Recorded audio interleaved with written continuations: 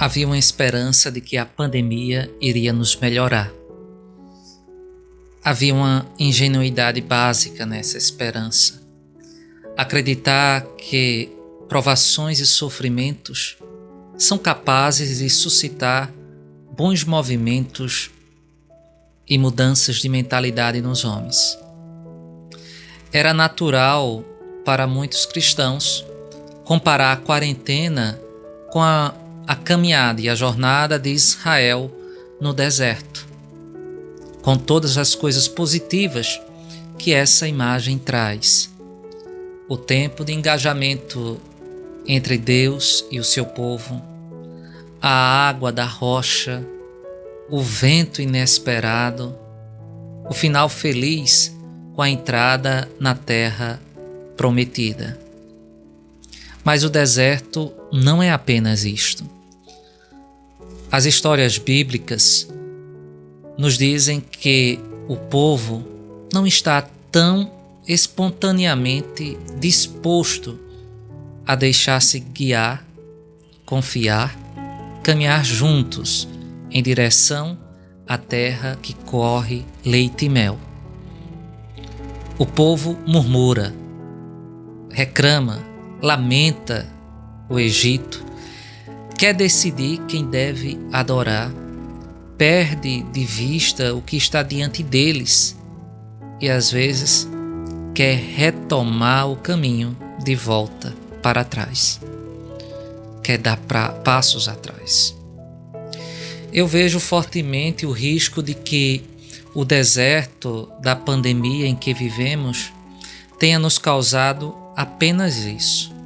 Pessoas que se queixam, que se arrependem como eram antes e tentam melhorar a mentalidade pela consciência de que não será mais assim, que o melhor já existe e o futuro que está aí nos leva a perder a sensibilidade deste presente. Como cristãos, não podemos aceitar que isso pareça nosso. Mas a questão é como encarar esse tempo com os olhos da fé. Como interpretar esta pandemia, essa situação de que estamos vivendo, interpretar e vivê-lo à luz da palavra. Mais de 40 anos no deserto, hoje nosso tempo nos parece outro momento, muito parecido da história de Israel. O momento central da sua história, em torno do qual toda a pregação profética vai girar. O verdadeiro ponto de virada da fé do povo escolhido. A experiência do exílio na Babilônia. Israel na Babilônia vai sofrer a maior humilhação possível naquele momento. Jerusalém é conquistada, o templo é destruído, o povo é deportado para uma terra estrangeira. Tudo parece ter acabado.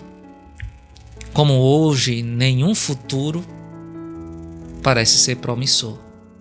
Parece que não temos horizontes hoje. Os profetas haviam avisado a Israel, mas o povo não prestou atenção. A eles e o que havia sido anunciado foi realizado. O povo nascido da promessa de Deus a Abraão, de uma terra e descendência, agora se encontra sem pátria, misturado com outros povos. A nação que teve como seu primeiro mandamento: você não terá outros deuses diante de mim, eu sou o teu Deus, escuta, ó Israel, encontra-se agora morando, habitando uma terra povoada por divindades estrangeiras. Como Israel experimentou essa terrível passagem em sua história. O que surpreende é que este momento, em vez de ser o fim de tudo, será o verdadeiro começo de Israel. O verdadeiro começo da história e da fé de Israel. A experiência do exílio vai produzir um começo na consciência das pessoas, que vai permitir a elas reler toda a sua história, interpretá-la de uma nova maneira. Toda a reflexão teológica deste período do povo de Israel vai ser elaborada e solidificada a Torá, aquilo que contém a fé mais madura do povo de Israel, que é nascida deste período, do período do exílio. Israel reconhecerá a sua infidelidade à aliança com Deus. Israel e Deus vai oferecer este novo olhar na história do povo.